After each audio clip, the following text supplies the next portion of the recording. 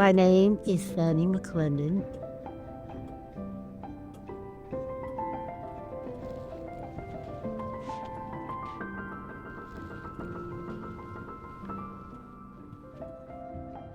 I've enjoyed the life.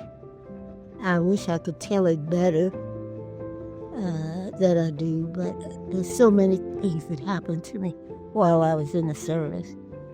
A lot of people I got to know. So when they said she's going to interview me, I said, oh my God, I'm going to have to try to remember all this.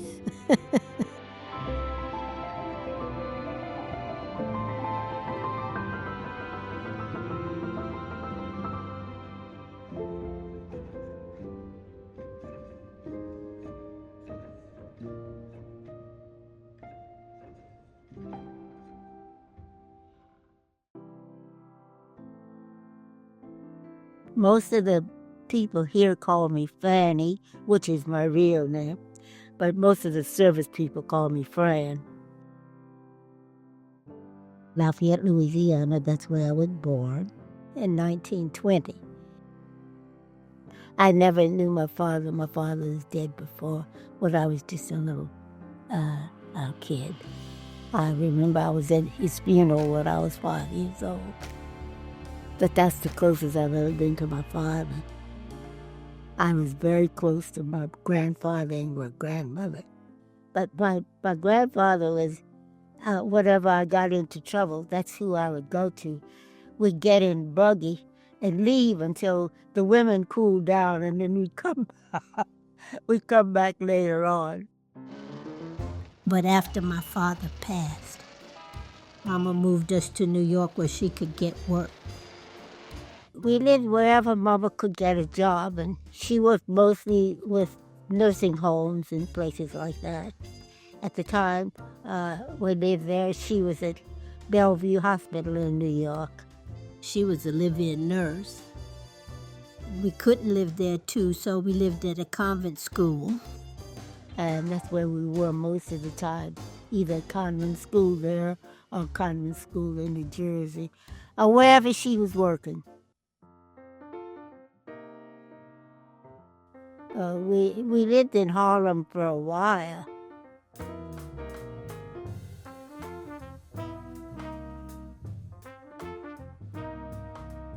We did go to the Apollo Theater, but we liked going to see the people that were performing at the Apollo Theater. And that was the first time I got to see Cab Calloway. We'd go for whoever was popular at the time. Of course, most of them are dead now. We moved to Camden, New Jersey, and that's where I started high school, and we lived in the YWCA. I graduated from high school. Years I can't always remember. But I remember the Pearl Harbor.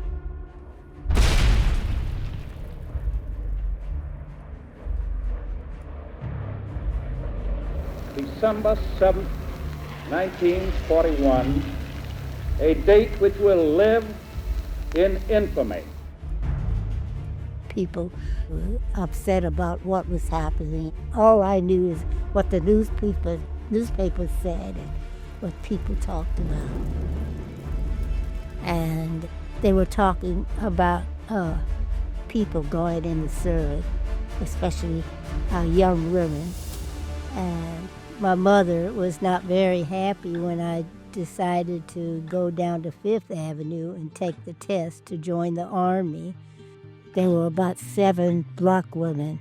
One was a doctor, one nurse, and they told us all 7 of the black women had failed. We didn't know what to do, and one of her people said, well, wait, we'll call you and let you know.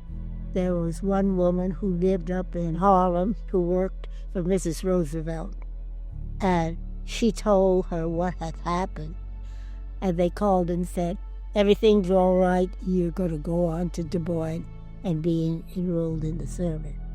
Because at first we thought we had all failed. We found out that was not true. My mom, she began to accept it after a while that I went in the service, but whether she was happy with me in the service. I was sworn in. It's 39 Whitehall Street, I remember. But we had most of our training in Des Moines. There was quite a few things that happened that we weren't used to in New York. Like we couldn't go to the BX. We had to set a list of what we needed by one person. There were lots of don'ts. There were some that were from the North who had not been involved with people from other parts of the country, especially black people. There were mixtures that had not mixed before.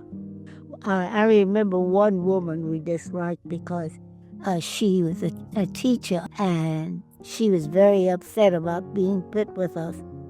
So they sent her to OCS to satisfy her. And we were all very angry about that just because she didn't like being with us. So the white folks, let them be white folks. It's just funny things like that happen.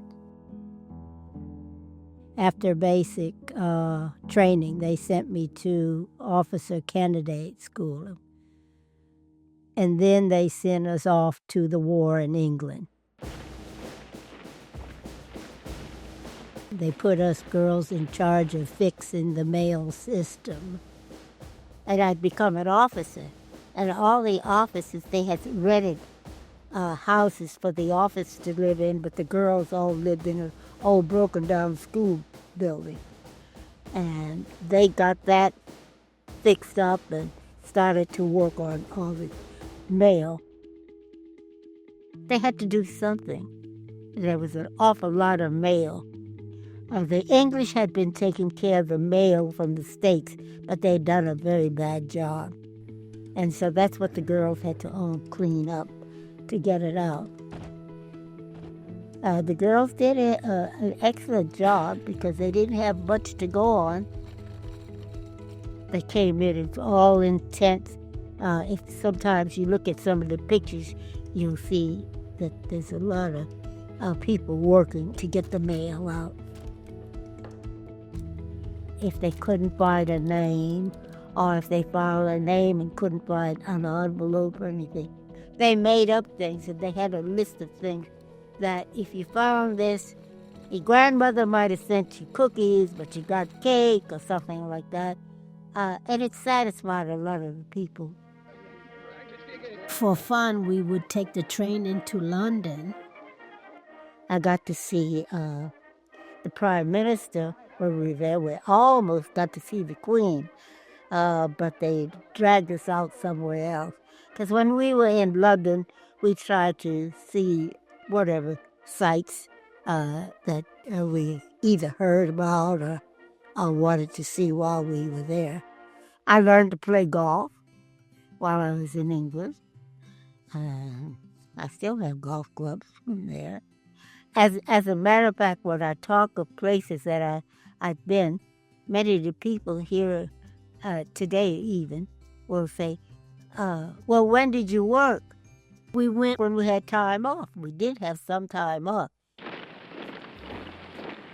And when we moved to France, we had a lot of the German prisons. I did a lot of the work that we didn't do. Sometimes it was funny because they hired some of the French women who worked.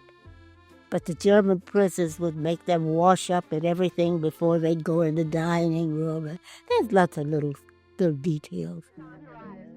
On Sunday afternoon or Sunday morning or church time, they'd all get together and our troops, they would invite us over for meals or dancing or whatever. And a particular Sunday, 3 of the girls went off with a couple of guys and they were killed in an accident. Unfortunately, I was at command. I was in charge of all the girls there.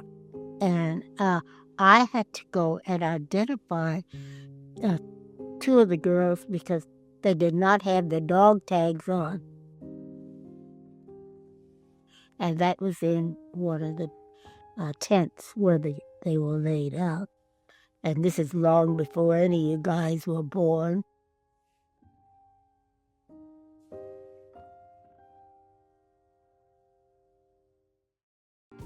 General Eisenhower informs me that the forces of Germany have surrendered to the United Nations. The day the war ended, we had our day off and we'd go down to the Riviera. And I thought I heard it, but I wasn't sure. The radio, and it said something about the war was over in Germany. So I told the girls, and one said, well, how does she know that? It's all in French. So another one said, oh, she comes from New Orleans, said, she speaks patois. And that's how she got to know him. So that night I called my boss, and she says, yes, the war is over in Germany, and we're going home.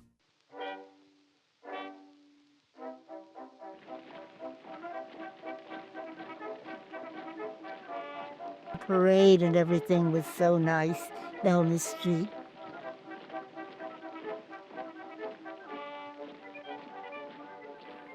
I learned to correct things when I was in England in different countries, and that's why I became an antique dealer. The dishes in here comes from England. There's so many things, that happened in the years that I was in the service. Wars, marriages, deaths, all that sort of thing. And it's kind of hard. It's been quite a life. My name is Fanny McClendon, and you're watching Stories of Success. Perfect. I love it. Well, you guys are real nice, but I don't know how you're going to get my room back.